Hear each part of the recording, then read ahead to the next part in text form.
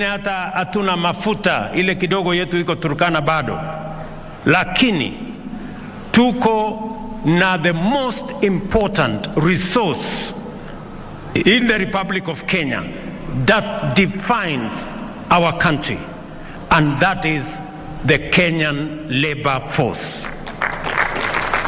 Wafanyikazi wa taifa letu la Kenya ndio rasilimali ya taifa letu la Kenya ya muhimu kuliko rasilimali ingine yeyote. The Kenyan workforce is what will shape the destiny of our country. Na kwa sababu hiyo, the Kenyan labor force is that important to the development of our country. We must look after it, we must work for it, and we must make it possible for it to grow, expand, and flourish. Ni jukumu letu kuhakikisha ya kwamba Wakenya wanapata nafasi ya kutosha kupata ajira, ndio wachangie katika kupeleka taifa letu la Kenya katika kiwango kipya. Nasema hivyo kwa sababu hata katika mazungumzo tulioenda kwa Wakenya, the Federation of Kenya Employers has called for consultations between the government and employers in formulation of policies that have financial implications in the labor sector. FKE Chief Executive Officer Jacqueline Mugo recommended that employers be given at least 1 year to implement the changes. In a bid to address old age poverty, the government recently raised contributions to the National Social Security Fund from 200 shillings to 6% of the salary, contributed in equal amounts by both the employee and employer. To encourage the government to work with employers to provide a friendly and predictable business environment which will help business to recover and also perform well and expand for jobs. We therefore ask that before any changes are made, new changes, enough lead time, we are proposing 1 year, be given to businesses to be able to plan, to adjust their budgets and restructure their financial flows to meet these new costs. Your Excellency, the third area is on wages. Minimum wages in this country are very well regulated by the laws that we have, the wage guidelines and the relevant laws, which state that they should be reviewed not more frequently than once every 2 years. And we are aware that last year there was a 12% increase on the minimum wage. I know that my brother Francis will be asking for an increase in the statutory minimum wage, because this is actually in his DNA and it is the role that unions play. But we request that, looking at the current state of the economy, we allow businesses to stabilize and that we facilitate the wages councils and the National Labour Board to meet to discuss, so that we can advise the government on what can be done for next year. We do appreciate the difficulties that Kenyans are going through, but we believe that if you stabilize businesses, then all of us will gain at the end of the day. Your Excellency, as I close, I want to emphasize that employers are open to engagement with your government through social dialogue to find win-win solutions for some of the issues that have been pending for a long time. We believe that if we work on these policy areas, then as a nation, we'll be able to move forward together. The Secretary General of Central Organization Trade Unions, KOTU, Francis Atwoli, has urged the government to safeguard local laborers from threats posed by outsourcing and mechanization in the agricultural sector.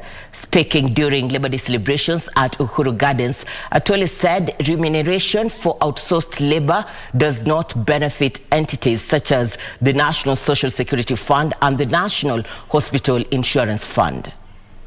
Your Excellency, as workers, we have written to you and remain grateful for your positive response towards ensuring that mechanization in the agricultural sector and the outsourcing of labor are stopped. In every country, Your Excellency, the governments are concerned about their people, their working people.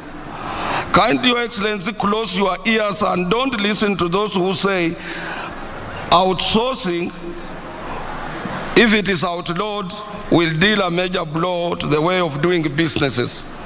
This is a total lie, because many countries have outlawed it because it amounts to indirect slavery. And the ILO, we have said that if you outsource, those people outsourced working on your premises remains your responsibility, and you must accept them to have a free and independent negotiations of their CBA.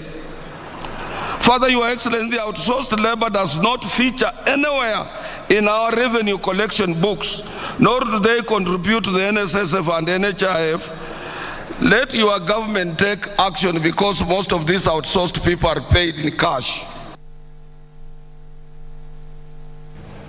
Nairobi County Governor Johnson Sakaja has accused private security firms of exploiting their employees by underpaying them. Sakaja lamented that the security firms pay the security guards barely 10% of what they demand from their clients per guard, way below the recommended minimum wage of 13,000 shillings. Maskari wetu ambao wanalala mchana ndo usiku wawe kazini, na mara nyingi hata mchana hawalali kwa sababu wanashikilia kazi mbili, wanalipo 4,000, wanalipo 5,000, yet you pronounce minimum wage above 13,000 shillings. Many of these private companies zina charge wenye manyumba 30,000 shillings kwa askari moja, 50,000 shillings kwa askari moja, alafu unalipa mtu 6,000. Kwa uchumi hii, Your Excellency, ni jambo la kusikitisha sana. All right, tea workers from Nandi County have asked for a pay increase following the rise in the cost of living. National Chairman Kenya Tea Growers Association Eliakim Ochieng says the use of tea plucking machines has, by multinational tea factories, led to loss of jobs in the tea estates. Ochieng says the outsourcing of employment agencies has also reduced the cost of labor from 17 shillings to 8 shillings per kilo.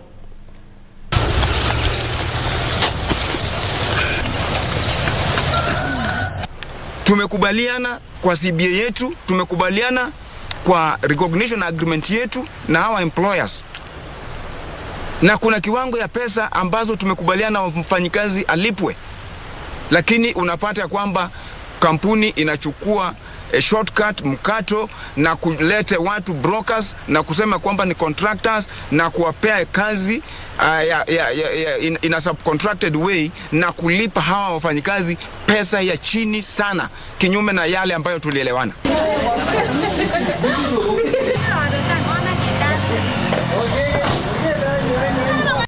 The postmortem on the 110 bodies exhumed from graves in Shakahola Forest has officially begun. Launching the exercise, Interior Cabinet Secretary Kithure Kindiki noted the postmortem will take at least 1 week and DNA samples will take 1 month to analyze.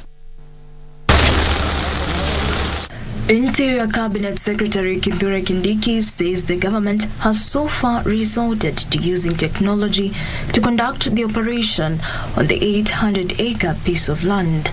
The team here assures the people of Kenya that we don't expect to take more than 1 week to be able to discharge examination of all the 110 bodies which are in this mortuary.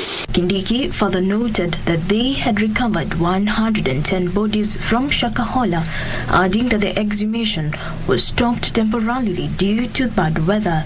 The experts advised us that when it is raining, that process cannot continue. It would interfere with the evidence as well as the samples that are being retrieved from the graves. Members of the public have, however, been urged to remain patient as the government embarks on the process to establish the truth about the deaths in Shakahola. We are moving forward step by step, methodically, carefully, and lawfully to make sure that we get to the bottom of this matter. And therefore, those who are asking whether public officials will be accountable should wait until there is a process of accountability. Chief Government Pathologist Johansen Odor is leading a team of pathologists from the government, together with detective from the homicide unit, forensic experts among other experts in the post-mortem. Jacqueline Masharia for Lunchtime News. The Church and Clergy Association of Kenya has called for implementation of proper regulations of churches in Kenya to weed out cults that pose as churches but sacrifice biblical tenets at the altar of selfish interests. Speaking in Nairobi, the association's national chairperson, Bishop Hudson Deda, condemned the Shakahola deaths and urged for proper structures to be put in place to restore order in churches and speedy investigations by the government to bring culprits to justice. The Church and Clergy Association of Kenya, CCAK, has added its voice to the debate on regulation of churches, sparked by the deaths of hundreds of followers of controversial preacher Paul Mackenzie.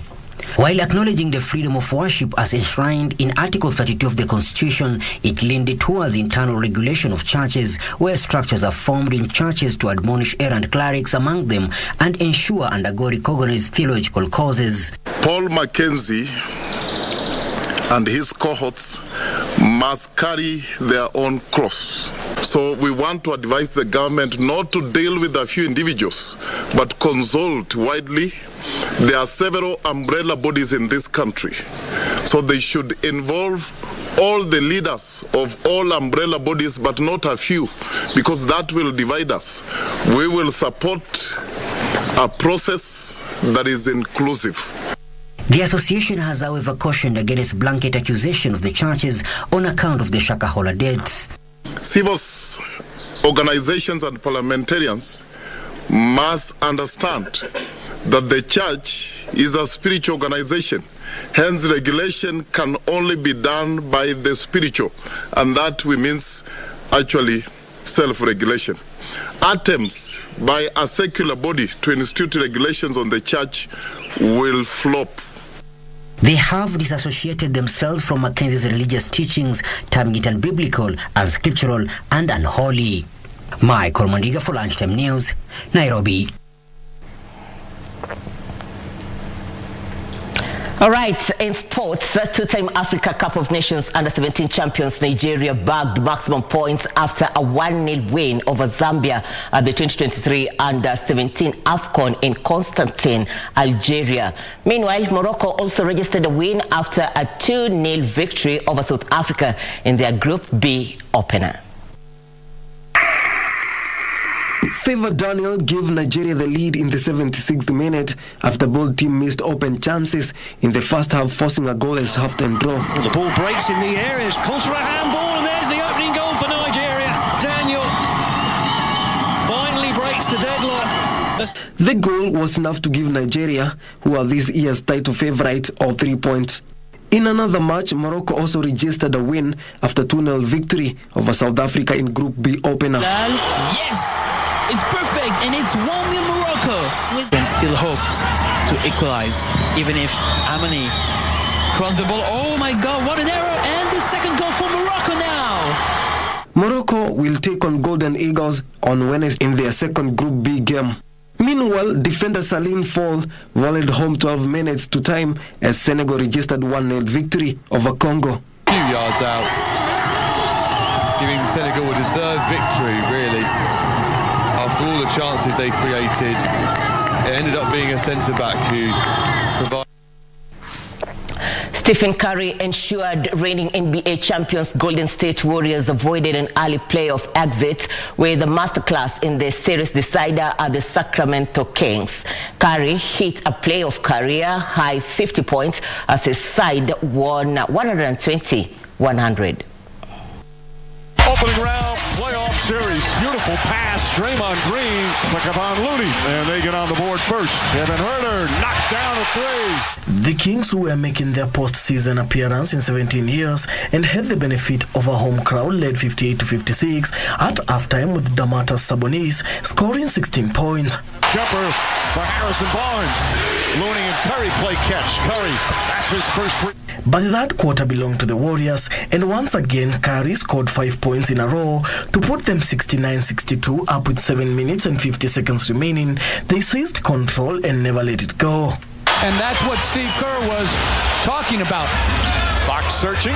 Now jump shot. That's his. Curry was devastating with 7 3-pointers in his tally, but Kevon Looney, Andrew Wiggins and Klay Thompson also played their parts in the win. Momentarily and flipped it in off the glass. Curry finds Draymond Green, runs and finishes.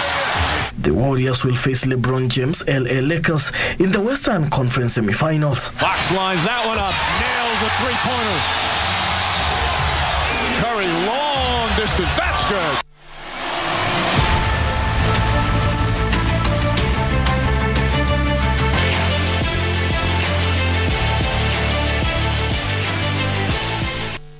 And we have come to the end of Channel 1 updates this afternoon, but that's not it from the newsroom. Do log on to www.kbc.co.ke for more updates. My name is Irene Muchuma. On sign language interpretation, we have Lucy Mwaura. On behalf of the entire team, happy Labor Day to you and yours. Good afternoon.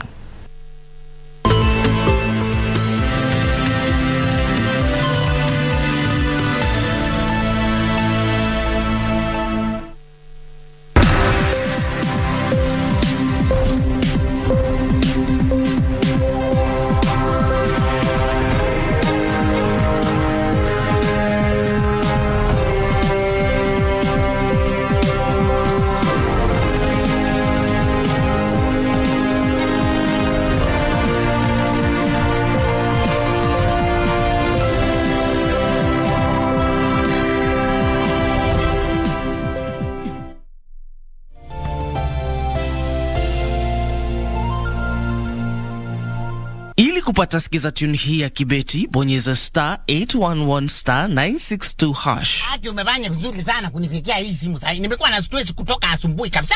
Na ni huyu mtu ambaye alikuwa anapatiana majina ya vitu. Kwani hakutufikiria sisi watu wa Eastern Ukambani? Ni nani alisema ati wife kwa Kiswahili ni mke? Na akasema ati handbaka.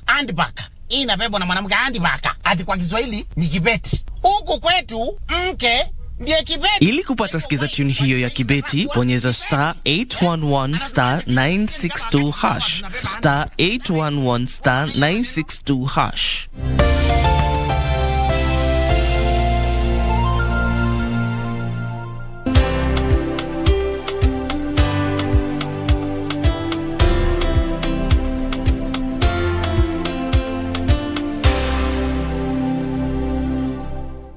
It is Nuremberg at home against Stuttgart, and this is a repeat of the final almost 16 years ago. VfB Stuttgart's 1-0 win over FC Nuremberg secured them a place in the last four for the first time since reaching the final in 2013.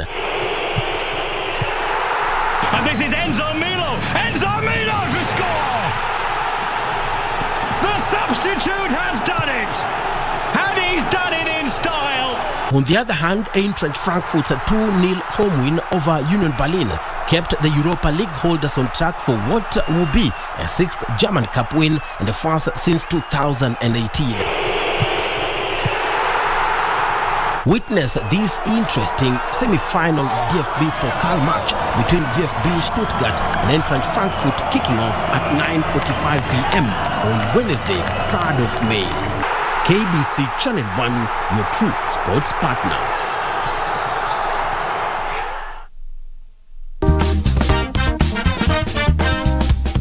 Nilijipata hii industry aje. My sister inspired me. My sister is also a conductor. Okay, siku wanaipenda juu watu wanashukuria kazi ya matatu ni kama ya watu ambao hawajasoma, watu ambao ni desperate, mtu ambaye ametupwa na bwanake. Okay, walikuwa wameishukuria hivyo. Thomas, because you carry different. Ni mlevi. Amekaa huko nyuma, hajui mali anashikia, akuambia umemnyang'anya pesa yake, umjarudishie change. Hiyo ni challenge number 1. Customers. Ni gumu sana kupatana na mwanaume ambaye anakuhalas as far as the driver. Gumu sana, lakini huwezi kosa wawili watatu wenye tu unapata tu mtu, hiyo ni nature yake kutusiana. So akikutusi wewe unaenda mbele. Unamwambia wacha zigongane, na saa zingine unakuwa tempted kutoroka na wao. Unakuwa tempted kutoroka na wao. Sasa ukitoroka na wao utapeleka wapi? Huyu mtu akiingia hataki uongee.